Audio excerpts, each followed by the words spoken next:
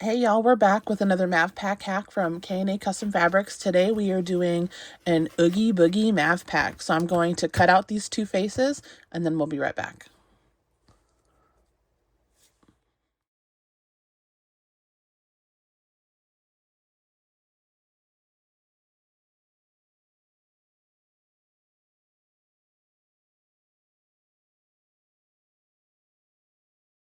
And we are back. So I have cut out both pieces, the back and the front.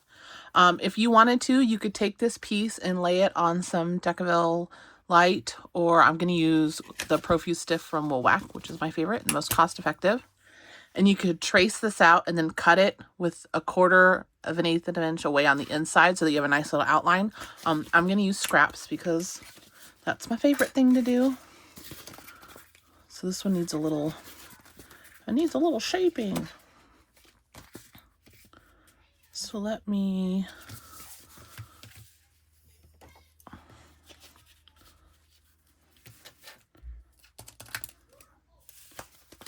do it like this on the paper part, so I know how small to cut it.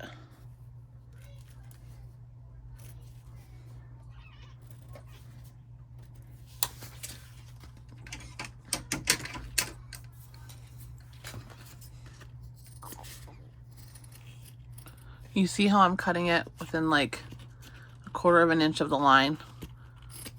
That's just so it doesn't stick out.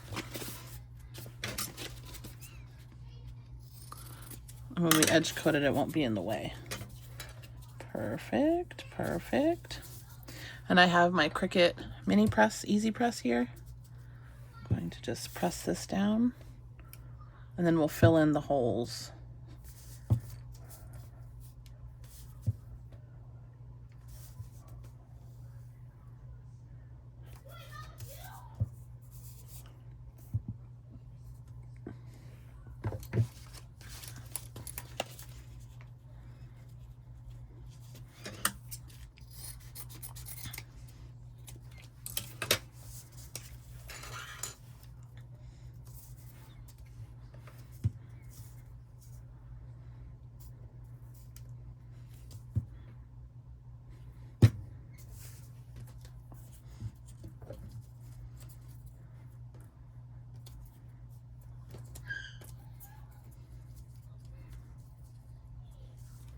If you hear screeching, I have a 10-year-old. Everything is hilarious and annoying to her.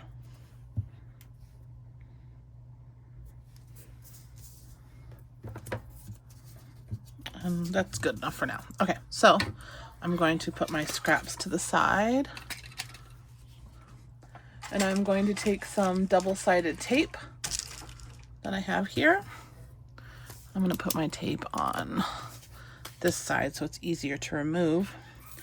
And if you wanted to put tape all the way along the sides, you can.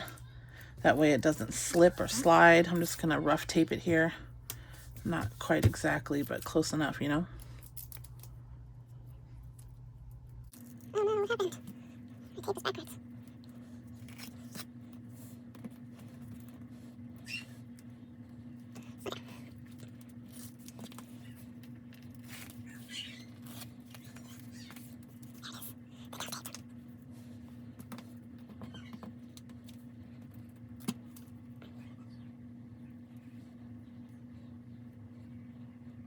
Can I get another roll? Yeah.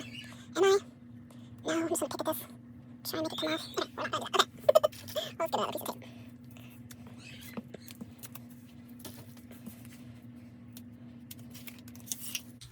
We're going to align these to the best of our abilities. Now, if you wanted to, we're going to top stitch this all the way around at 1/8 of an inch. If you wanted to use black and stay within this black frame, you can. I'm going to use like a lime, this green color. So you can do what you want. I am going to backstitch. If you wanted to leave your threads long and pull them to the back, you can. I'm just going to do it right here on the bottom and backstitch because this is where we'll be attaching it to the front of the bag.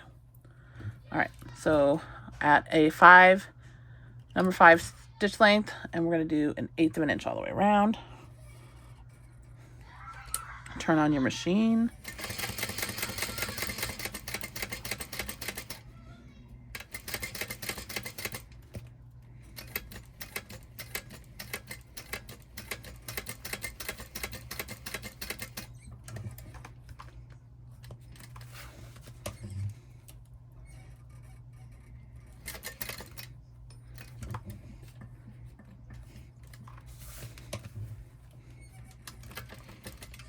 Uh-oh. Whoopsie. That's not what we wanted. Hello, Al. Say hi to your fans. Got lots of comments about you and your booty. I know. Weird, right? They like you. They really like you.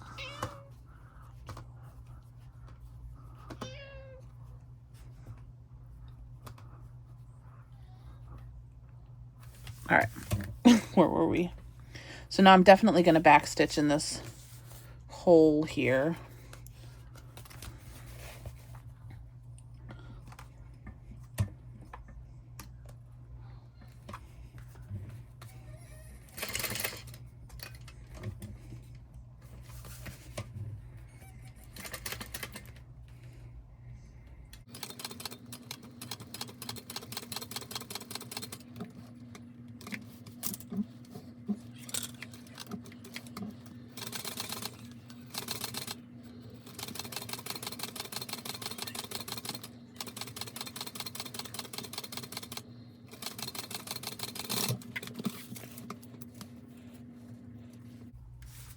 And if you wanted to pull your threads to the back, you can. I backstitched. Doesn't look too bad from the back or the front. This is how it looks. Got a little trimming to do here. Try not to get trim happy.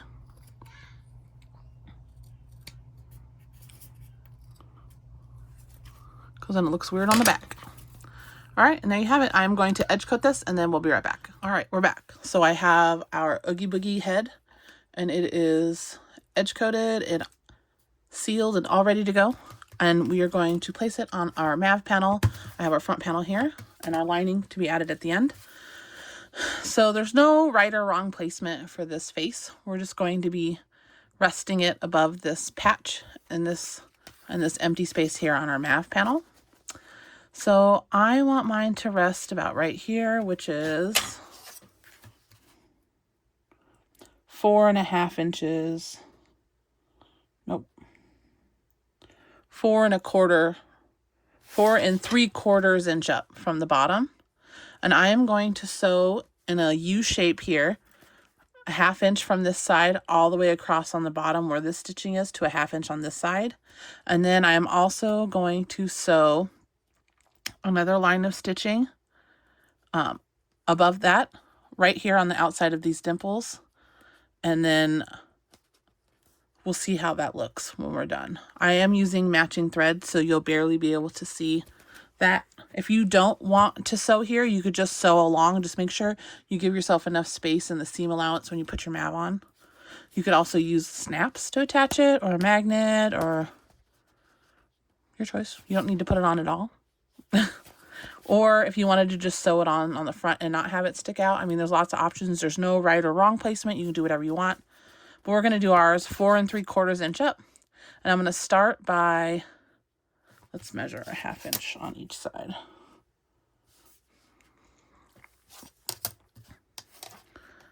So a 1/2 inch from the edge here would be just about the dimples. That's what I was talking about.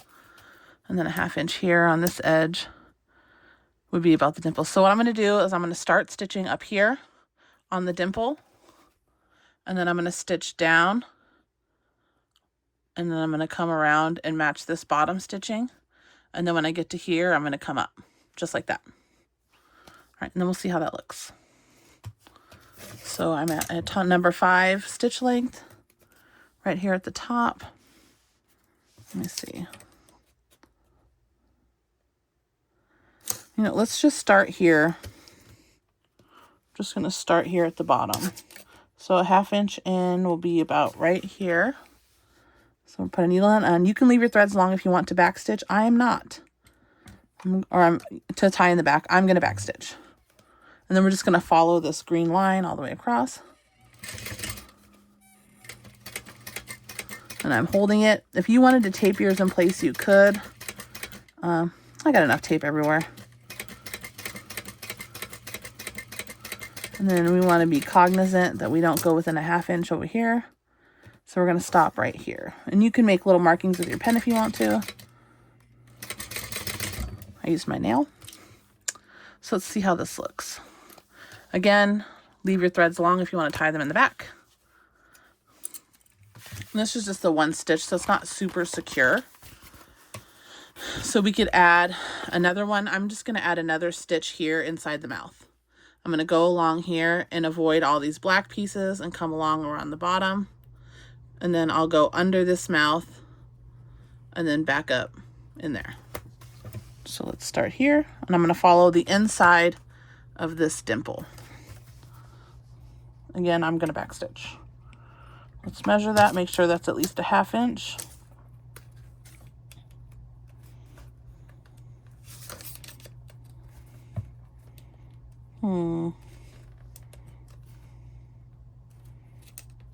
I think that this will be cutting it a little bit close, but that's okay.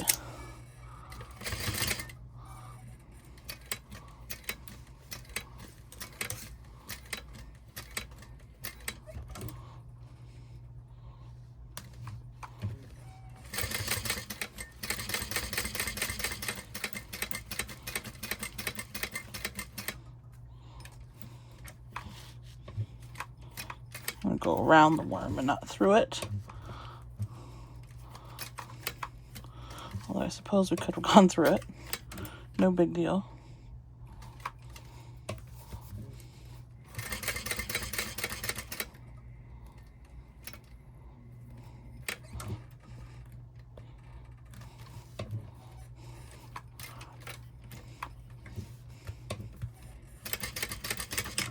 All right. So it looks like I got a little bit on the worm, but that's okay. Not a big deal. This lime green thread, I think I got this from Wawak, not sure. And so then this is what the second line looks like. That's a little more, it's way sturdier. And then we'll even have a little secret little pocket. So this is how our Oogie Boogie face looks. And let's go ahead, and you're going to attach this as per pattern instructions. I'm going to attach my lining to the back. And while we're attaching our lining, this will help us decide whether or not this is too close for the gusset.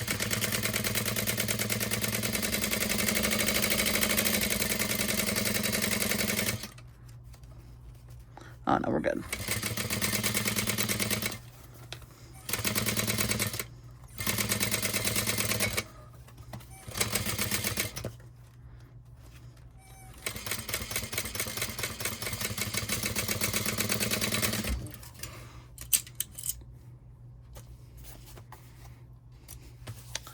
Perfect. And I'm just going to trim this a little bit. My lining was a little off.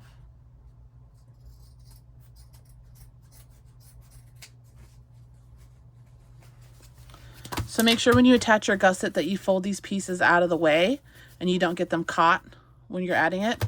I'm going to fast forward attaching the gusset in the back, and I'll meet you at the end of turn.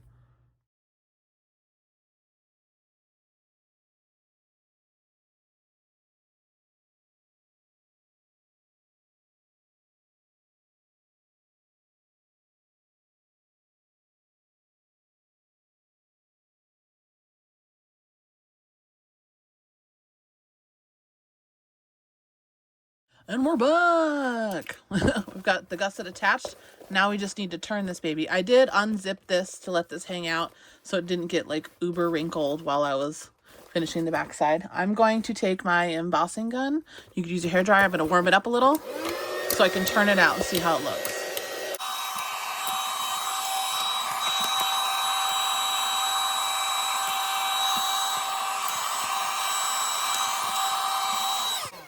All right, so let's give this a little flip. You want to be careful depending on the kind of interfacing you use so you don't leave it too wrinkled, else you're going to get creases in your vinyl. I used fusible fleece on my panels, so it should be okay.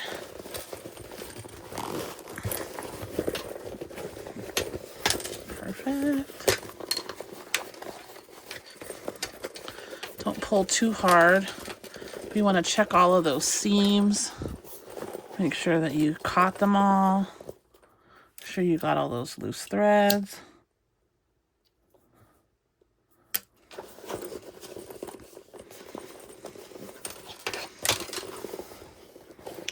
Alrighty.